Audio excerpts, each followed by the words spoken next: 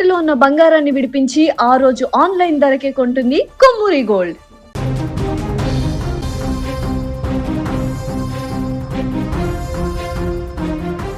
ఉత్తరప్రదేశ్ రాజధాని లక్నోలో సోమవారం మధ్యాహ్నం ఒక భారీ అగ్ని ప్రమాదం చోటు చేసుకుంది. వాణిజ్య భవనంలో ఈ యొక్క అగ్ని ప్రమాదం సంభవించింది. ఈ ప్రమాదంలో ఇప్పటివరకు 12 మంది మృతి చెందినట్టుగా తెలుస్తుంది. ఇక ప్రమాదం జరిగినటువంటి వెంటనే సమాచారం అందుకున్నటువంటి అగ్నిమాపక రెస్క్యూ సిబ్బంది ఘటనా స్థలానికి చేరుకొని పెద్ద ఎత్తున సహాయక చర్యలు చేపట్టారు.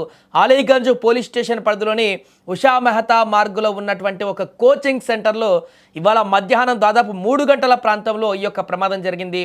మంటలు వేగంగా వ్యాపించడంతో వాటిని అదుపు చేయడానికి హైడ్రాలిక్ ప్లాట్ఫామ్ వాహనాలతో సహా మొత్తం 14 అగ్నిమాపక యంత్రాలను రంగంలోకి దించారు.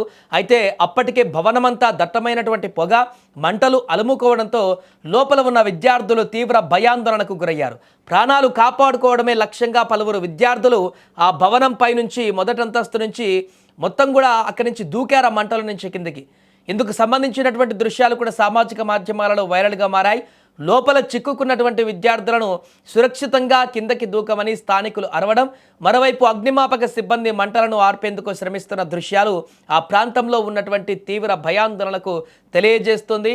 ఇంకా ఆ భవనంలో చాలామంది విద్యార్థులు చిక్కుకున్నారనేటువంటి సమాచారం కూడా తెలుస్తుంది. ఇప్పటికే 7 మంది విద్యార్థులను అక్కడి నుంచి రెస్క్యూ చేశారు, వారిని హాస్పిటల్కి తరలించారు. చాలామందికి గాయాలైనటువంటి నేపథ్యంలో ఈ యొక్క భవనంలో మంటలు వచ్చినటువంటి సందర్భంలో కోచింగ్ కోసం వచ్చినటువంటి అనేక మంది విద్యార్థులు అందులో ఆ యొక్క భవనం లోపడే ఉన్నటువంటి సందర్భంలోనే అండ్ అలాగే ఎక్కడైతే మంటలు సంభవించాయో ఈ భవనం గ్రౌండ్ ఫ్లోర్లో ఫామ్కి సంబంధించినటువంటి అంటే ఫర్నిచర్కి సంబంధించినటువంటి ఫోమ్ వర్కులు కానీ ఇవన్నీ కూడా అక్కడ ఉన్నాయంటూ కూడా చెప్తున్నారు. దాని కారణంగానే ఈ మంటల తీవ్రత మరింత ఎక్కువైందని కూడా తెలుస్తుంది. దీంతో ఫస్ట్ ఫ్లోర్లో ఉన్నటువంటి విద్యార్థులకు ఒక్కసారిగా వచ్చినటువంటి మంటల తీవ్రత అనేది వారు గమనించలేకపోయారు. దాన్ని చూసి కాపాడుకునేటువంటి ప్రయత్నం చేసేలోపే దట్టమైనటువంటి మంటలు మొత్తాన్ని వారిని కమ్మేశాయి.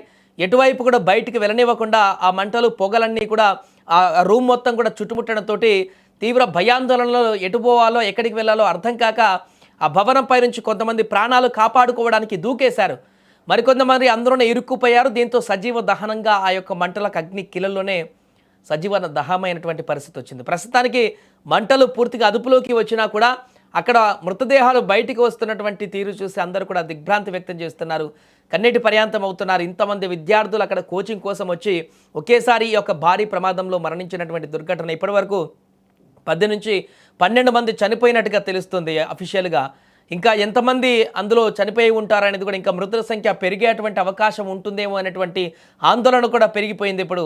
దీంతో ఆ రెస్క్యూ ఆపరేషన్లో ఇంకా భవనంలో ఎక్కడైనా అక్కడ పడిపోయినటువంటి శవాలు ఉన్నాయా, కాలిపోయినటువంటి మృతదేహాలు ఏమైనా ఉన్నాయా అని వెతుకులాటం మొదలుపెట్టారు. అదేవిధంగా సీరియస్గా ఉన్నటువంటి వారు హాస్పిటల్లో జాయిన్ అయినటువంటి పరిస్థితి కూడా వారికి ఆందోళనకరంగా ఉంది. కొంతమంది అంటే చెప్తున్నారు వారికి వైద్యాన్ని అందిస్తున్నారు వెంటనే. ఏదేమైనా ఊహించని పరిణామం మధ్యాహ్నం 3 గంటలకు సంభవించినటువంటి ఘోర అగ్ని ప్రమాదానికి ఒక్కసారిగా ఇప్పుడు ఉత్తరప్రదేశ్ రాష్ట్ర వ్యాప్తంగా కూడా సంచలనంగా మారింది. ప్రమాదానికి సంబంధించినటువంటి దృశ్యాలు, వారు దూకినటువంటి తీరు, విద్యార్థులు ప్రాణాలు కాపాడుకోవడానికి ఆ బిల్డింగ్ నుంచి దూకి పరిగెట్టినటువంటి దృశ్యాలు అయితే ఇప్పుడు వైరల్గా మారాయి.